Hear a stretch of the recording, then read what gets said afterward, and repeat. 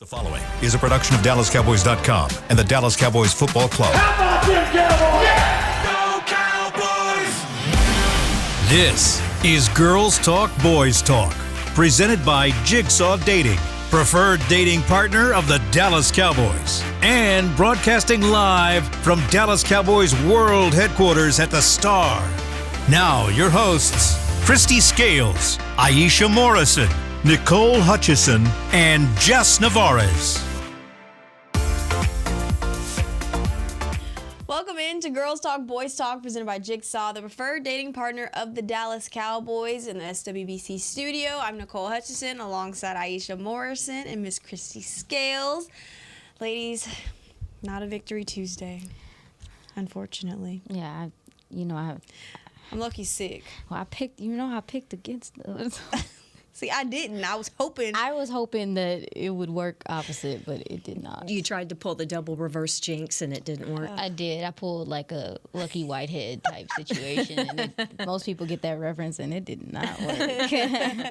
Yeah, I mean, ladies, unfortunately, the Cowboys losing by a field goal. They go down and score on their final offensive possession, and Crazy drive. Defense just can't get the stops they need to on that final drive.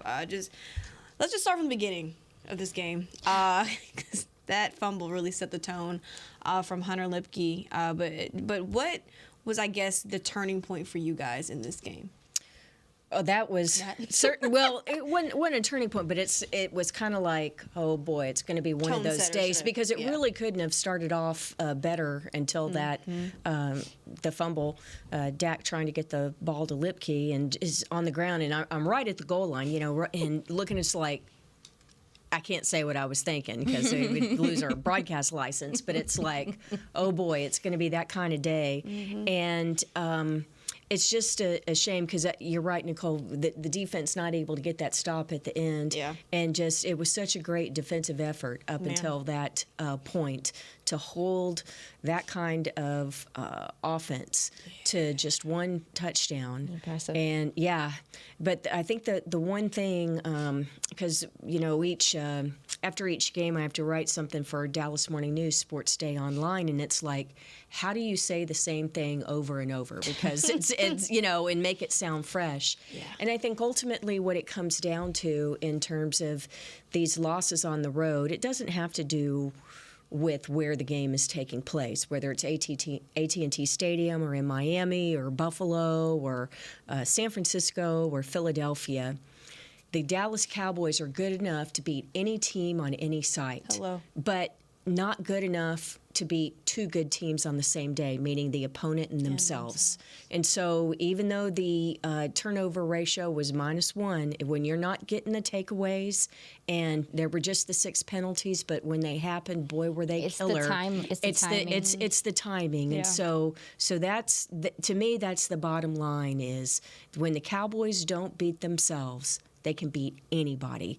But when you're playing these really good teams and it happens to be on the road, you have to play a nearly perfect game. Yeah. And when you don't, those small things, when they say that just 1 or 2 plays turns a game, it's so true, and that's what happened again on Sunday in Miami. Yeah, for me, it was the defense forcing that 3 and out on Miami coming out the half, and then the offense not being able to do anything with that possession. I get quite a bit frustrated because I do believe, as you said, just like there's penalties in games that can shift a game, there are points in these games where I feel like you get in your best play. You settle in, you calm down, and you put your best foot forward, because at that situation, I felt like that was an opportunity for the Cowboys to go take the game. Yeah. You forced the 3 and out coming out the half. You know that Miami tried to go 2 for 1. They wanted to get up on you. That's why deferring or taking the ball is important, because the opportunity is there. And just to not reward your defense after forcing that 3 and out, and it wasn't even just a 3 and out. It was they came out pissed, respectfully. That was the Donovan Wilson good hit. Yes, they came out pissed, and you come out on offense and you don't match their intensity, you don't match their energy, and to me, like, that's when I knew that this game was going to get a little out of hand. And to your point, Christy, it really sucks when you go back and look at this game, and when you go back and look at these games, and to your point, it's just regurgitating the same thing. The untimeliness of the penalties when they happen. And to me, really, it's the lack of offensive rhythm that hurts you so bad in these games. And I don't know, the protection is things that, I know we'll get into and stuff, but that's the most disappointing part of it for me. And that's how I knew that it was going to be a rough day, kind of, sort of, after that. Nothing came out of that third and 3 and out. That's my bad. I was too long with it. My bad. No, because I couldn't get it out.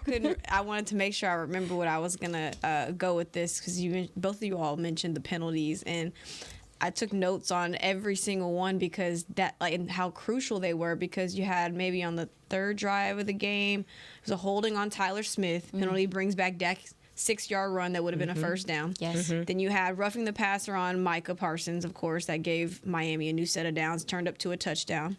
That was 13-7. Miami leads. Then in the second half, you had Dak Prescott. After Jalen Tolbert's 45-yard pass, he had a first down run, but then it was negated by the illegal shift on CD and Jake. Oh, that was a killer. Man. Oh, that was a killer. It hurts. It was the correct call, but oh my gosh. It hurts. Yeah, you're right. You're so close to putting together great drives, and you get near the red zone, sometimes in the red zone, and then it's just nothing comes out of it. Christy, to your point, I'm glad that you brought up that play, the illegal shift. What information did you get from the sideline? Because when you go back and watch it, that ref was there was some communication between the official and CD prior to that play, that snap being that play being called. And so I want to know, I wish we had a chance to ask, like, what was the communication? Because it seemed like CD was trying to ask where he needed to be. Yeah, the problem, CD did the right thing, and the official did the right thing in alerting him that he did need to move back. The problem is that when CD made that move to get back and stay on side so that he would not be penalized, at the exact time that CD moved back is when Ferguson went in motion, and you cannot have two people moving at the same time. Tracking. And so that's why it was a penalty. And so it was the correct call. If it had been a second earlier that he had checked and moved, but you just can't have the two people moving at the same time like that. And that I saw the down judges, that the two officials that are on the line of scrimmage are the line judge and the down judge. And so I saw the judge throw the flag, at the start of the play. I mean, I could see it go way up in the air. They be so emphatic when they do it. Yeah. They do it so hard. It's like, oh man, and I saw Ferguson go in motion, and I thought, ooh, I hope, meaning CD. I remember thinking, I hope CD got set, and but I didn't have a good angle at that point to see if he did. But as soon as I saw that flag go up, I'm like, uh-oh. So it was the correct call, but it was a timing thing. That's a very, very common thing, and we've talked about it before. It's what Kadarius Toney failed to do. When it negated that great play for the Chiefs, he should have, moved back and gotten on side. CD did do that. It was just bad timing at the time that Ferguson was going in motion, was making his move. When those penalties happen, from your sideline perspective, did you see any deflation from the guys, or what kind of reaction? Well, it was just kind of the sideline just wanted to know what the call was, and then frustration of, oh gosh, no, but for believe we all did the that. penalties, for all the penalties that were costly, did you see any? Well, I just.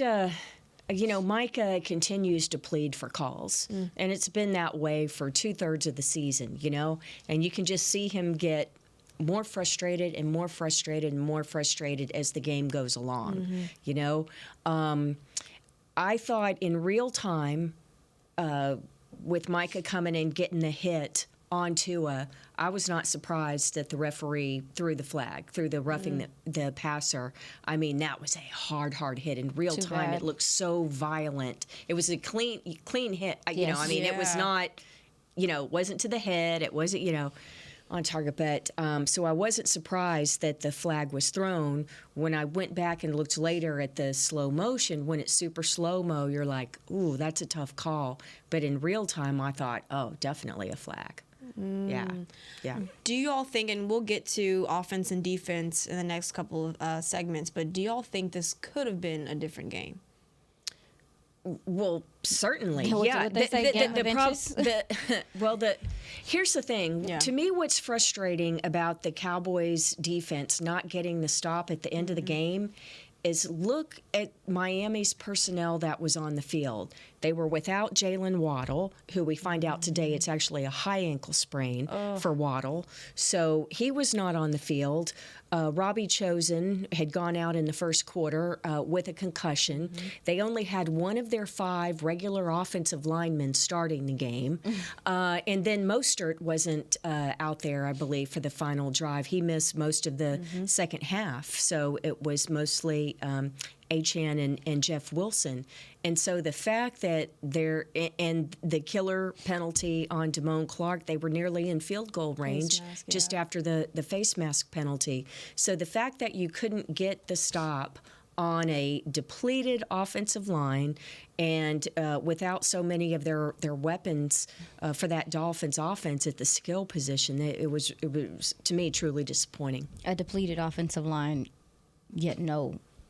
I'm not gonna go there. No, go there. What are you thinking with the penalties? It's just lack of calls? Yeah, I've talked about it before, and as someone that considers myself an analyst, I don't like people telling me not to talk about officiating at all, because I do think we're talking about it right now, how the calls that were warranted in some instances with the Cowboys shifted the game plan, the momentum, everything that could be. And you look at this Cowboys defensive line, there's been several times they've gone up against depleted offensive lines. And again, I go back and watch. You go back and watch. We have to watch this intently.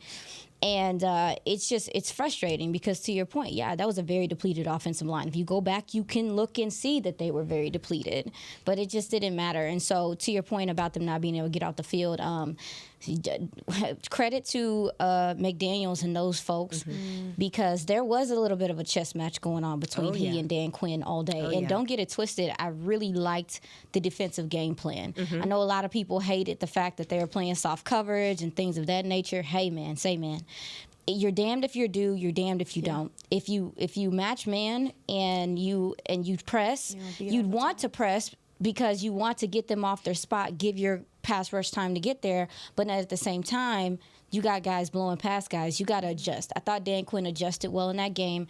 Defense kept a lid on the end zone most of the game. They bent, but they didn't break. I liked the game plan for the most part. McDaniel saw them in that man, and he was like, "Oh, screen." It was frustrating to see them not get off the field. Obviously, like you said, the face mask was killer by Damone Clark, just over pursuing there, and he wanted to make the tackle. And then also, too, where did they start?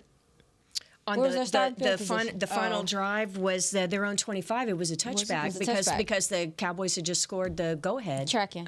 So, it's to see them not get off the field in that situation was frustrating, but it was more frustrating because you have been playing well and schematically things have been working to that point, and you made that one little hiccup and he was able to exploit it just like that. That OC has the capability of pick up tendencies really quick. And again, like as soon as I'm sure his eyes lit up when he saw them in man. And they got after it, and then that the edge contain and stuff came back to it. All game. You did that well. You contained the edge well. You rallied tackle, and the most important play of the game to me was the screen pass, and you weren't able to get off the field. So I don't know, y'all. Well, sometimes you have to tip your cap to the other team. They made the right play at the right time. Absolutely. Yeah. And tipping your cap to the other team, I think they did a good job of not making it easy for the Cowboys to drive downfield as far as field position, like you mentioned. I mean, every starting field position was either a touchback. Third drive of the game, Dallas started on their own 6-yard line. They started on their own 2 coming out the half, on the 25 again. I mean, 31. The average drive chart you look at the drive chart, and it'll give you the average. Dallas started its possessions averaging its own 21-yard line. But Miami didn't have good field. Neither team started in the other's territory, okay? Yeah. I thought the punters were outstanding in this game. Brian Anger was nails. Gosh, he is awesome. Miami's average drive start was its own 26. So it was one where you were going to have to borrow the old Hank Stram term, matriculate the ball down the field, and that's something that it's hard to make Miami do, and that's why, like Aisha was talking about, why you played that zone for the most part, to try and negate that speed, even though the Dolphins tested early, the incompletion to Tyreek Hill, and then the completion 50 yards to Jalen Waddle down the right side on the third play, and that was their longest play of the game. Yeah, he got smacked on that play. Yeah. That I mean, a lot of people were like, well, that could have been a catch, and I'm like, yo, like it was very close, like it was almost a sack, like because he got hit very hard where that ball was coming out. No, you're right. They did. They tested it early, and I mean, like I said, it sucks because I just felt like the defense, for the most part, did a good job of keeping these guys off the field and playing disciplined. They haven't handled motion and those things very well for a lot of the season. I thought they played a lot more sound this game, but boy, your linebackers missed that interior defensive line. They are getting their asses whooped out there, and it's not even like they're getting beat up. It's just that there's only so much they can do when they have guards and tackles climbing on them, or if they're getting stuck, looking in a gap and they're going another direction. Your linebackers really struggled this game in spots, and I know that a lot of that has to do with you miss Hankins, dog. Yeah. You miss him a lot, and I know that we talked about it last week, and everyone's like, next man up and no, you can't replace good two-gapping, sound two-gapping, and it made a difference to me in this game specifically, so. Well, we're going to take our first break and talk about offense coming up right after the break. You're watching Girls Talk, Boys Talk, presented by Jigsaw, the preferred dating partner of the Dallas Cowboys. We'll be right back. We know that juicy, cheesy, grilled to perfection burger sounds amazing, but it does sound like something is missing. Pepsi, baby! The yin to this burger's yang. Burgers and Pepsi go together like burgers and Pepsi. This perfect blending of flavors makes every bite of lettuce, every sesame seed on the bun, and every sip of that crisp, refreshing, ice-cold cola a journey to Foodtopia. Burgers, better with Pepsi. That's what I like. At Jigsaw Dating, we obviously want the Cowboys to bring that 6th ring home. But to be honest, we're more focused on finding the person who will put a ring on your finger. That's why we created a dating app that reveals your face through meaningful conversation, so you can date deeper. Because it's personality that matters the most, not looks. Join Jigsaw Dating today, dating partner of the Dallas Cowboys.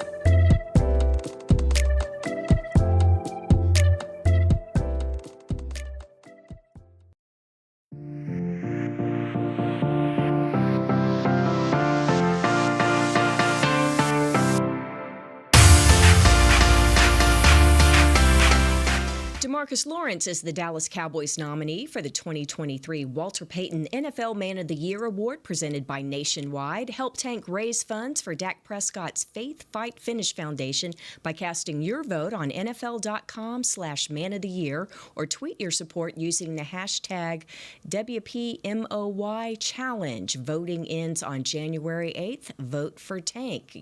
We are Girls Talk, Boys Talk, presented by Jigsaw, the preferred dating partner of the Dallas Cowboys. And Aisha, we wanted to talk in this segment about the Cowboys offense. And we noted earlier the great start that ended with a fumble at the 1 yard line there. Yes. But one of the themes coming out of this is C.D. Lamb's hot start and then not getting action second and third quarter and then coming back to him in the fourth quarter. As it was going, now that you've had hindsight to see what happened in those second and third quarters, but what were you thinking watching live as it's happening? I was shocked in a sense because, I I saw him up against pretty much every corner they had at some point in time with how they were using him in the slot. We talked about it on this show that the nickel corner was a favorable matchup. I'm sorry, I don't have his name in front of me. Was a favorable matchup in the slot, and that you could find that matchup for CeeDee Lamb. And when things start going in the opposite direction, it was just so surprising to not. And it was also, too, how they were using him. They used him out the backfield. They used him at the slot. Yeah. They used him at the X. They used him. I mean, it clearly was an effort to get him the ball early and often, and to go away from that at that point in the game. I mean, he just changes how defenses play you. And how he stresses people, just how Micah stresses people on the defensive side. It's the same effect in a sense. It's like people are trying to figure out how to stop him. And so I was disappointed, I guess I want to say, just because when your number one player is getting off to a hot start like that from everywhere on the field, it should be more difficult to take him away. And I didn't particularly see anything going back from a schematics standpoint that just took him out right away. I think it laid on the hands of your protection and some of your quarterback play. I think absolutely right. The protection was certainly an issue in this game, and Tyron Smith's absence was felt in terms of communication or lack thereof, identification. And so, there were too many times where they were coming free on the left side. But in addition to that, I think it also had to do a lot with your field position as well in the second and third quarter. So like you look Nicole. at, Nicole's absolutely right. So you look at the start of the second quarter, the Cowboys had the ball at their own 6, started the third quarter their own 2-yard line. And so certainly that affects your own play calling when you're if you would have to throw out of your own end zone, and with the protection questions that we were talking about earlier. Weren't you tense? I was so tense when they were stressing me out. They were stressing me out in the press box, and I'm just like, because you see just linebackers just running up the middle free, and nobody's picking up blitzes. You see Chuma Edoga just letting guys just run right past him, and you're just like, where's the protection, y'all? Because this ain't what we saw from the last couple of weeks, before the Bills. So I think that was more so frustrating for me. But what do y'all think, I guess, could have been done differently as far as protection on this offensive line? Well, communication is a big thing. It was interesting because post-game, and there's nothing worse, as you know, Nicole, nothing worse than going into a locker room after a loss to try and get some quotes and sound. But Tyler Smith, Cowboys left guard, always very accommodating and always gives thoughtful answers. And so he was a few answers in, standing in front of his locker, just talking about the disappointment of coming away with another loss. And so I thought, well, I'll kind of give a layup question. And I think the way that I phrased it was something like, can you talk about working with Chuma again, because it's been several weeks since you started next to each other? And Tyler's answer was, we need to, he says, I need to do a better job of communicating. We had some communication issues. And I thought, ooh, they're little, when you're in a press conference or when you're in a situation like that and you're kind of listening for game cuts or just little red flags or little alerts go off sometimes when you have these answers. And this is certainly 10 minutes after the game, so it's not like you've had time to go back and look or assess or talk with anybody about some of the things that you thought might have happened in the game. And as soon as he says, I need to do a better job of communicating, I'm like, okay, what I think I saw, I saw. Yes. Yeah. I mean, you mentioned the blitzes and things like that. That's something that this offensive line has struggled with for a lot of the season, is getting the free rusher. And like you said, Christy, you talk about the communication and things like that. I will say, too, it wasn't just Chuma. Terrence still had his he had his fair share of struggles over there as well. And what I didn't see, which you asked what could have been done to help out, I didn't see them lining up Tony Pollard kind of wide to kind of help out with not chipping, but just kind of redirecting the edge player. I didn't see so much of Jake Ferguson even doing that as much as they've done it in the past. And again, it might be because of, like you said, the field position and some of the stuff that you need to do, you need your receivers or your receiving threats to be out there. Like the timing of it is very important. And so where typically they could go out there and kind of chip or whatever the case may be, when you're pinned back deep and things of that nature, that's little half a second matters. And I wanted to ask Coach McCarthy, I got distracted when we was in there, but I wanted to ask him, it's difficult when you're pinned deep into your end zone. And I heard him say yesterday that explicit words about, well, not yesterday, but on the interview on the game day, that he wasn't good. His play calling was not good when they were pinned back deep. I wanted to ask, like, what are the easy buttons for those situations? What do you do? Because I'm just wanting to learn myself. I think I've seen it, but it's easy to say, but there can't be a lot of plays for when you're pinned that deep or options. So I wanted to ask, because I know that was a big part. Starting field position, to your point, I think played a huge role in this offense's lack of success moving the ball. Yeah. And even when they had that long drive with the 19-play drive, what they started at the 25? Yes. I thought special teams was good, but you just didn't get that many opportunities or returns or anything this game. So they, like you said, the punters, they earned their money. They really did. Punters earned their money. But I tell you, though, that long drive to start the game, I love winning the toss and taking the ball. Yeah, I love that. It's the third time this year that the Cowboys have won the toss and elected to take the ball, because it is setting the tone early. It's knowing that you want to play, well, obviously, every game you want to play with the lead, but you don't want to fall behind the Dolphins. Give them the ball first. And if they score, then you're having to play catch up the whole time. You don't want to do that against a potent offense like the Dolphins. And so I really liked that decision at the beginning of the game, and it paid off until you had the fumble right there at the goal line. Does the red zone, running the football in the red zone, still concern you? Because remember, I can't remember if it was first half when Tony Pollard, the run to the left side, and he does not run to the pylon. That was he kind of cut it. It's like, if he'd gone more the angle towards the pylon, would he have scored? It looked like he had the angle, and yet then they came up and stopped him just short of the goal line. Heck of a play, good defensive play there to stop him just short. And the ball was spotted correctly. I think the officials got that totally right. But shoulda, woulda, coulda, right? Yeah, they overcomplicated it a bit down there. They had the play action call when you were on the 3.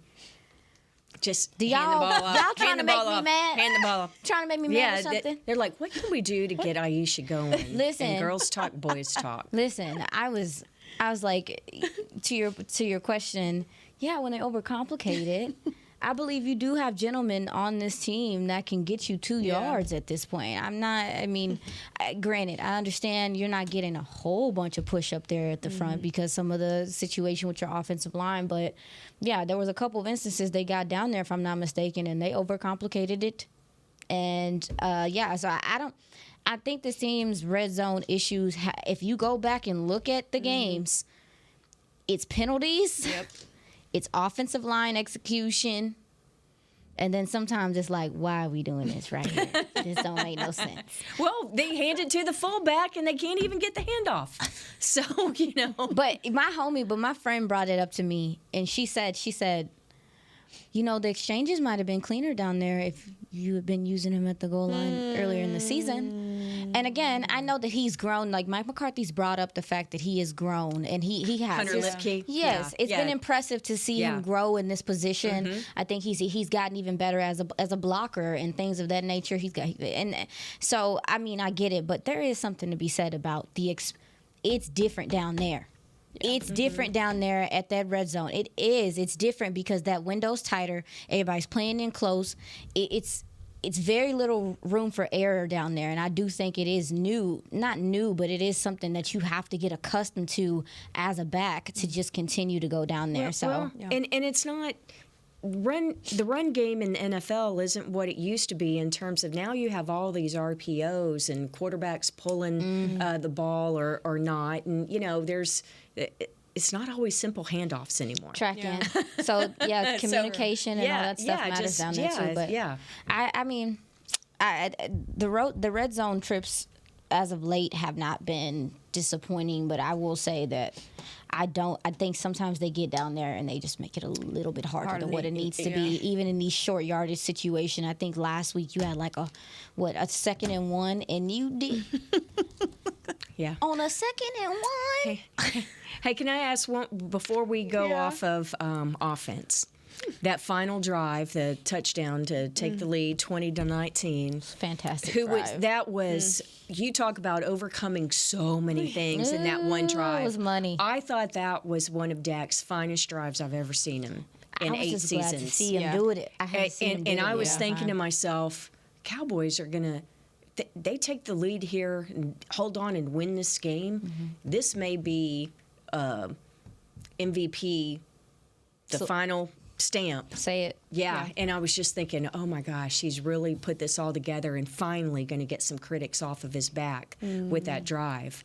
That's what they've been waiting to see, right? Yeah. How he reacts or how he gets throws off when things aren't going his way. And I actually had to take notes on that drive because, my memory a little bad. But no, that was when he actually got the throw off to Michael Gallup, right? Yeah, I think that was so impressive. But, I mean, Dak was getting pressure in his face all night long. I think he was making some incredible throws, good decisions with the little time that he did have. So I was impressed all night. But no, that drive it was most impressive. It's a lot less quick stuff too, which was odd to me, given the fact that you are down quite a few.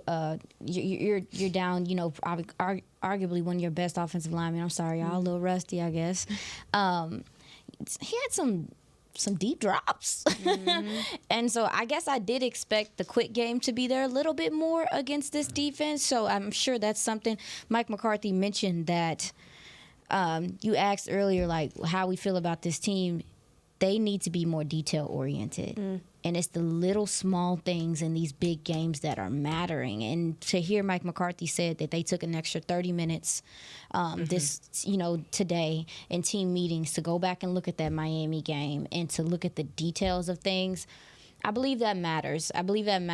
And because I feel like that's what's kind of getting them off kilter. I think that's kind of what's causing some of these issues, especially when you start talking about the penalties, the illegal shifts, and all this stuff. And even the small things like the defensive line, I don't think they had an offsides this time, but all the offsides and stuff like that, just the details of the game, I think are important here because I'm sick. You're sick and tired? I'm sick and I'm frustrated. But what was your question? You didn't get to it. You were talking about just in terms of, were you guys thinking that Dak wrote his MVP resume on that particular drive? Has anybody else put together a 19 play? 19 plays, 69 yards, 7 minutes, and 39 seconds. Has anybody else did that this year?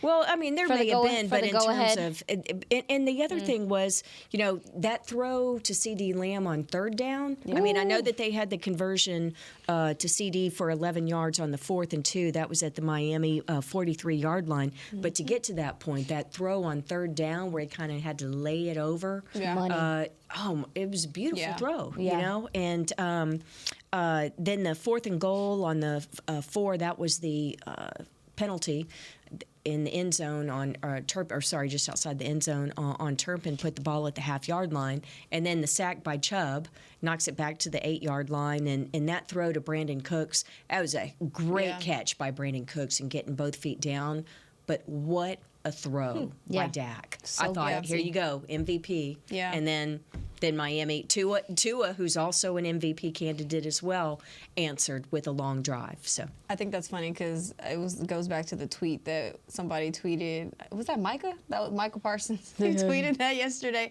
and I quoted it because he basically said, "Y'all change the requirements every week, moving the goalposts, of what it's going to take to be an MVP guy." So I think he is definitely MVP worthy. That drive certainly should have solidified it, but I mean, I don't know because they may change it and say, "Hey, interceptions." No, the Ravens won last night. So Lamar, 5 turnovers. So to your point, good awareness there by Turpin to me. I think that play showed a little bit of his growth as a receiver, to be able to feel that corner was over on his back, and for him to turn at that quick second to draw that flag. It was some savviness there to him, and I appreciated it, even though they missed CeeDee Lamb getting pants in front of the whole world, like his mama not watching. Have mercy. On that note, we're going to take our last break of the day. We're here watching Girls Talk, Boys Talk, presented by Jigsaw, the preferred dating partner of the Dallas Cowboys. We'll be right back. At Jigsaw Dating, we obviously want the Cowboys to bring that 6th ring home. But to be honest, we're more focused on finding the person who will put a ring on your finger. That's why we created a dating app that reveals your face through meaningful conversation, so you can date deeper. Because it's personality that matters the most, not looks. Join Jigsaw Dating today, dating partner of the Dallas Cowboys.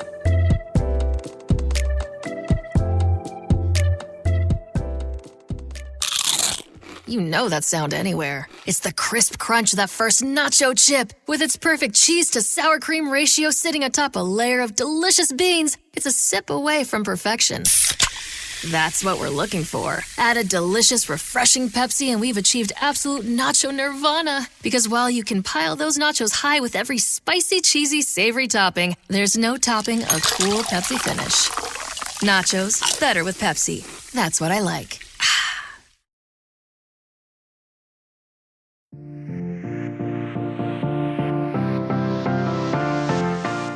Sean Polite is your 2023 Cowboys Fan of the Year, and now he needs your help.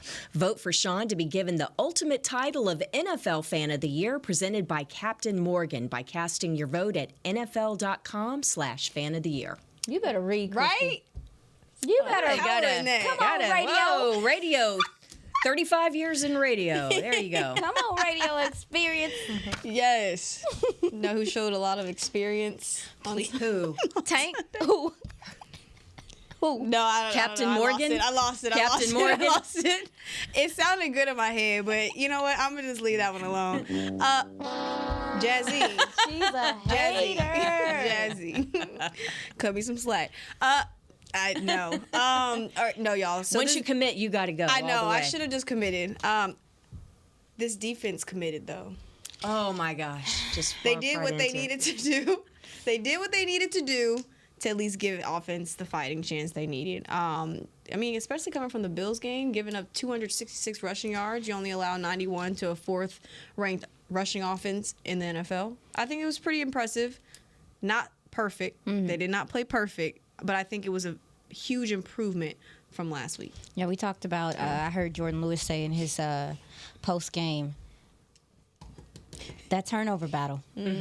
Yep. It's a small thing, but this defense is not getting turnovers on the road as they do when they're home. And I just wonder what comes from that. And granted, I think it's schematics. I think there has a lot to do with it, how this team is playing you, how you have to adjust, whatever the case may be. But I understand Tua gets the ball out very quickly. Yeah. Saw Dan Quinn bring a safety blitz late in that game that was very effective with Donovan Wilson. I could have used more of that because this defensive line, they didn't.